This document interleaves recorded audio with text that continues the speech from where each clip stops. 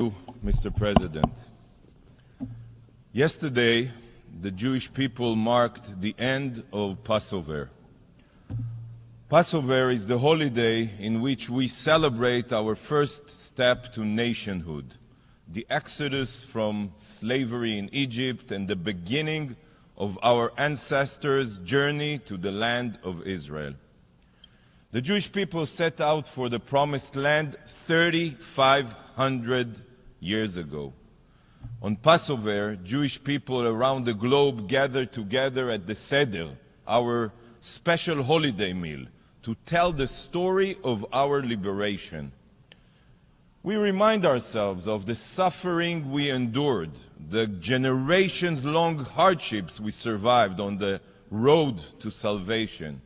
We remember this pain by eating what we call matzah, the bread of affliction, and maror, the bitter herbs. And we dip our food in salt water. Why? To commemorate our tears. Yet, this year, we did not need bitter herbs and salt water to remember the pain. Because this year, every Jewish family had an empty hole, a hole in their hearts. This year, every Jew focused on the atrocities of October 7th and the suffering of the Israeli hostages held in Hamas terror tunnels. We couldn't really celebrate our ancestors' liberation while our brothers and sisters are still waiting to be freed from the Hamas monsters. You know that the Palestinian Authority doesn't meet the criteria for statehood. No Palestinian leader, not a single one of them, has even condemned Hamas or their massacre. You prefer another rogue state, and to hell with the Jewish state. The Palestinian Authority is paying salaries, think of it, paying salaries to the very terrorists that invaded Israel and murdered 1,200 innocent Israelis. This is who you want to grant statehood to? Granting full UN membership to the Palestinians will only have two destructive results. Number one, it will further incentivize terror, as I explained. And number two, it is a clear message to the Palestinians that they never ever have to sit at the negotiating table, let alone to make any compromises. Everyone who understands something about negotiations can understand what I just said. The Palestinians have rejected in the past every peace plan ever made, and they continue to support terror and boycott any negotiations. And now they know that their rejectionism pays off. Look at this discussion. These UN sessions will be remembered in the future as one of the primary obstacles to resolving the conflict. Remember my words. The UN today is the main impediment to peace. You, most of you, you that supports a forced unilateral establishment of a terror state, a Palestinian terror state, is an obstacle to peace. You are the dream come true for every Palestinian terrorist that seeks to destroy Israel through diplomatic terror. The UN cares nothing for Israeli blood. Nothing. Zero. It is a collaborator with the Nazis of our day, working to ensure Hamas's survival and even reward them for murder and rape. I have no words. The Palestinians have rejected, I'll say it again, every peace plan. They rejected every peace plan because to them, the existence of a Jewish state is unacceptable. This is not about land. And if you need more proof, well, take a drive to Columbia University or to New York University. Listen to the murderous cries of the pro-Palestinian mobs. Look at their violence. Hear their calls for the genocide of Jews and Israelis. From the river to the sea, these mobs across the United States and Europe, they expose the truth. They have removed the mask of the Palestinian authorities' lies. The anti-Semites failed to annihilate us during the Holocaust.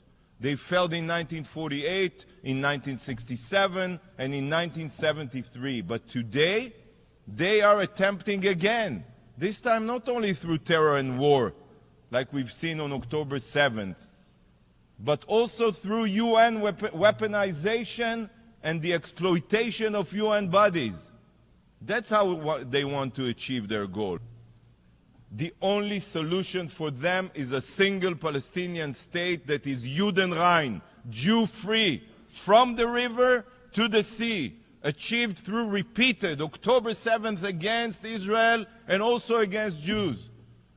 And you here are collaborating with them and encouraging their racism and anti-Semitism. Just as Germany was the world capital of science and culture, yet it was there that Nazism was born and spread. History is now repeating itself. Elite universities, supposed bastions of liberalism and academia, have now become the breeding ground for the most heinous racism and bigotry. Those that carry on the Nazis' race theory today are restoring to violence, shattering windows, attacking Jewish students, and calling for their removal from campus. But this brainwashing did not happen overnight. It was the result of years of incitement and delegitimization, here at the UN. And do you know who it is that set the stage for this blatant anti-Semitism? The UN, the General Assembly. The anti-Israel vitriol spread here by this organization is what sparked what we are seeing today on college campuses. By falsely condemning Israel and marking the Jewish state as the foundation of all evil, you are emboldening anti-Semites and terrorists alike. It is because of you that these mobs think that attacking Jews is acceptable, that calling for the deaths of Israelis is tolerable. Universities are permitting this Nazi-like decades. The UN's anti-Israel stance has been justified by this very body, the General Assembly. Look at the damage you have caused. Look at the generations you have indoctrinated. This is the final moment for the UN, I'm telling you, to show that it remembers the reason it was established in the wake of the Holocaust, to prevent atrocities against Jews. Wake up! I call on the Secretary General and on leaders around the globe to stop hiding behind empty words. There is no freedom to incite murder and violence, and there is no liberty to attack Jewish students. Whoever does not stand against the abhorrent anti-Semitism is a collaborator. But just as it says in the Bible regarding the Egyptians' treatment of the Israelites, וכאשר יענו אותו כן ירבה וכן יפרוץ. But the more they were oppressed, the Israelites, the more they increased and spread. Remember these words from the Bible. The UN chooses to continue singling out the Jewish people, but we will only grow more resilient and thrive. Colleagues, today marks the ninth General Assembly meeting held on Gaza since Hamas's massacre. Ninth. Not one of the meetings focused on condemning Hamas or releasing the hostages. Not even one. A war is currently raging in Sudan, where tens of thousands have been killed and millions are on the brink of starvation. How many General Assembly sessions have been held on Sudan? Do you know? 0. What about the war in Myanmar? 50,000 have been killed and the war rages into its 4th year. How many times has the General Assembly met and how many resolutions been passed? How about Yemen, where the Houthis dragged the country to disaster? Hundreds of thousands are dead and tens of millions are literally starving. All while the Houthis also fire drones and missiles at merchant vessels in the Red Sea. Where is the Assembly's voice about the Houthis and Yemen? Is this not worth an emergency session? Let's continue to Pakistan. Pakistan is in the process of forcefully displacing 1.3 million Afghans back under the Taliban's radical control. Have you convened to condemn this? Oh, and what about Iran? The Ayatollah regime executes thousands of women, protesters, and members of the LGBTQ community, while Iran is hurtling towards nuclear weapons. And mere weeks ago, the regime launched 350 drones and missiles at Israel. Is this not enough for the General Assembly to discuss this murderous regime? But you are not interested in criticizing rogue states. You are interested only in smearing the Jewish state. Do you not see how much of a joke the UN has become? A sick joke that cares nothing for the lives of civilians around the world, that cares nothing for wars being fought, that cares nothing for death, destruction, and suffering. The only thing that the UN cares about is bashing the Jewish state. You don't really care about the Palestinians.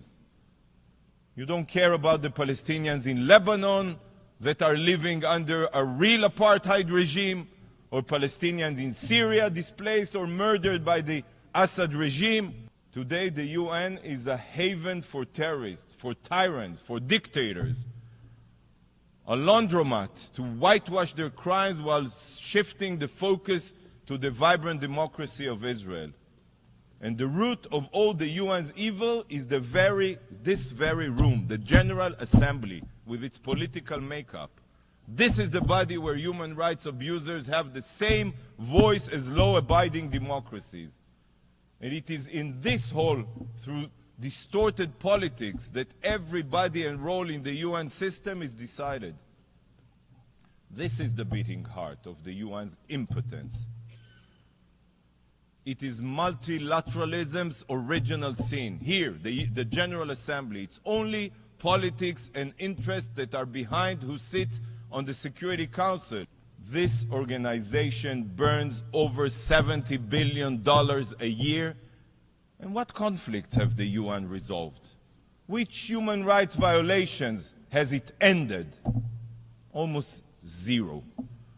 The UN is only escalating wars and human rights violations. You can continue this game of make-believe, but the UN's clock is ticking. I'm telling you, it's ticking. Because soon the world will wake up and see the disaster that the UN has become. In the future, remember my words, students will study the fall of the UN. They will learn of this organization's moral bankruptcy and blindness. They will be taught that your indifference and hypocrisy is what brought the UN crashing down. Mark my words, the UN's days are numbered. Colleagues, on Passover, the Jewish people commemorate our exodus from Egypt. Egypt was a world superpower, yet we were victorious. This has been the story of the Jewish people from that day forward. We all recite this every Passover. Vehi she'amda la'avotenu velanu, שלא אחד בלבד עמד עלינו לכלותנו, אלא שבכל דור ודור עומדים עלינו לכלותנו, והקדוש ברוך הוא מצילנו מידם. And God's promise is what has stood by our ancestors and us. For it was not only one man that rose up to destroy us, but in every generation people rise up to destroy us, and God saves us from their hands. Remember, many have tried to destroy us, from the most powerful of empires to the most evil of decrees, but all have failed. We are the eternal people, and Israel is here to stay. Thank you, Mr. President.